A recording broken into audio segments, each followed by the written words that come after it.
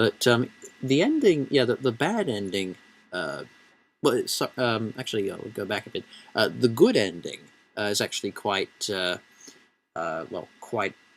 emotional and heartfelt, even sweet, in that you see the little sisters uh, having a pleasant life on the surface. But and it was nice to see. It was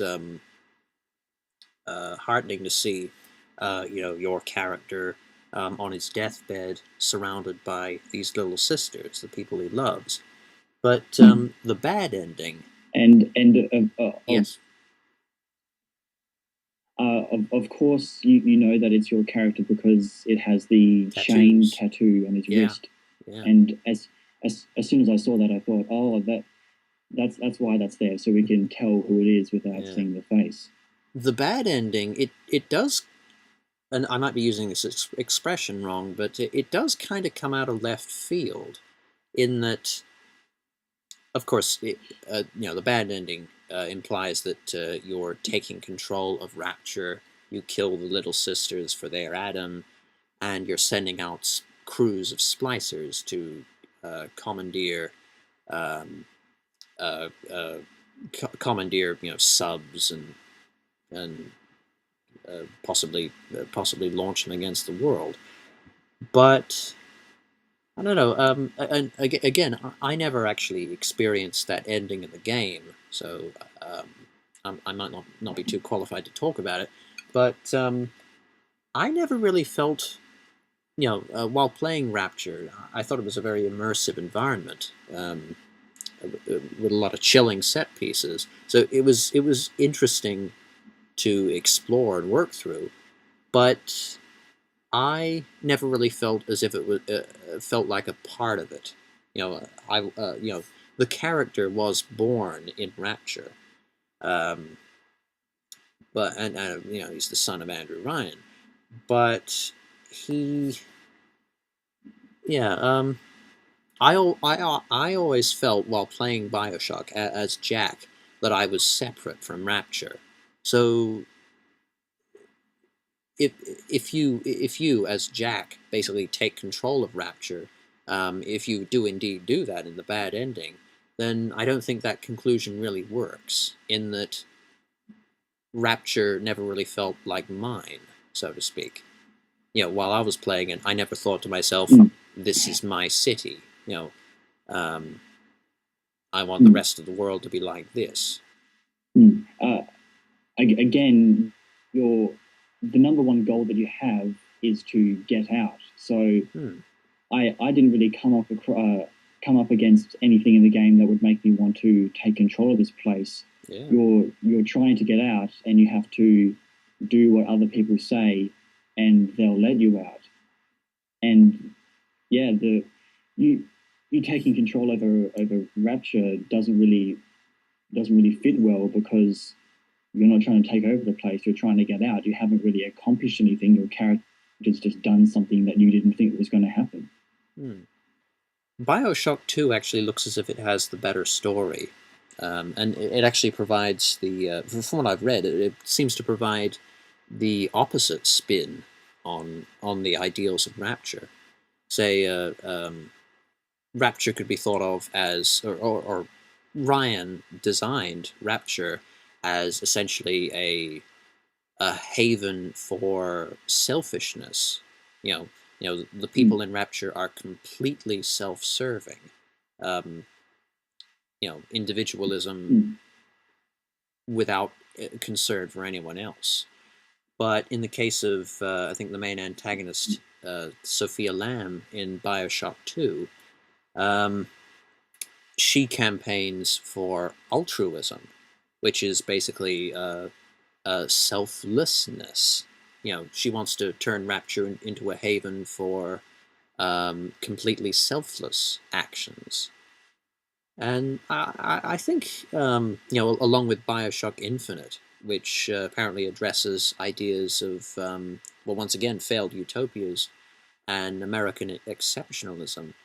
I think Bioshock 2 sounds like a good way of continuing uh, well, continuing this focus on very fundamental ideals. How we act and how they can turn into well turn into communities. How they can rule our lives. That's pretty much what Bioshock was trying to be. It was Yeah. trying to be a way, a medium of showing you what can happen when you have so much opportunity, Yeah. but virtually no limitations. Basically, every single person in Rapture uh, failed their opportunity to be great simply because they were human, and they just became jealous and angry at everybody Exactly. else. Yeah. And I guess it shows that without any limitations, no one can really live in harmony. Hmm. That's true. And do you think that do you think you're gonna see the Bioshock film when it comes out? Uh, Probably. Do you know what it's based on? Do you think it's based on the game or just a different story altogether? I'm not sure. I've only heard, well, I've heard Mm. barely any details about it.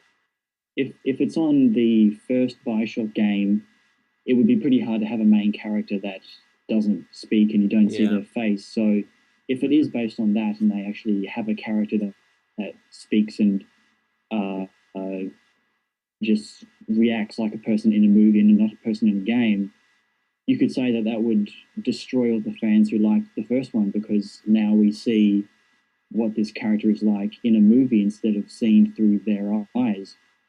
Yeah. Yeah. I think it would be best if it was its own story. Maybe, I think so. well, Bioshock 2 happens before Bioshock. I'm not sure about Bioshock Infinite, but I actually, it's the I'm other not way even sure around. where the movie would go. Yeah. Actually, Bioshock 2 is a sequel to Bioshock 1. I believe it actually takes place in 1970. So that's 10 years after Bioshock 1. But I think Oh, really? Bioshock Infinite is a prequel. I think it'll actually take place in around 1915. So, hmm. But Uh, I think it would be better if, Jumping all over the place. yeah. But it's all part of the series' focus on failed utopias. You can find a failed utopia anywhere, I guess, or Mm. you could make one anywhere.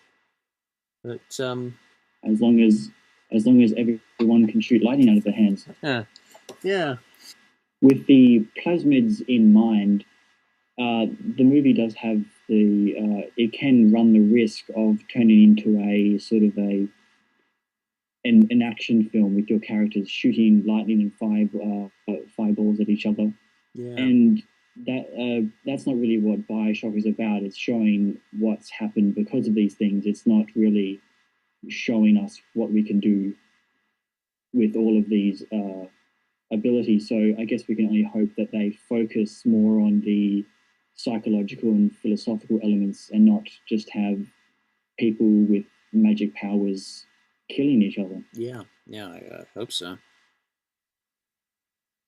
And I'm just curious, but what's your favorite plasmid? Um, hmm. I did like the lightning bolt just because it was able to stun people. I didn't use telekinesis really at all. Neither did I. Fireballs did nothing. I didn't use wasp swarm that much. Neither did Um, I. there was one. There was another one that's completely skipped my mind. My favorite, and Um, this might be the one you're thinking of. My favorite was Sonic Boom. It was actually quite effective in making the splicers keep their distance, and also reducing their health, so that the fight would be a hmm, little easier. hmm. Actually, I think mine may have been Winter Blast, Ah, the right. freezing one.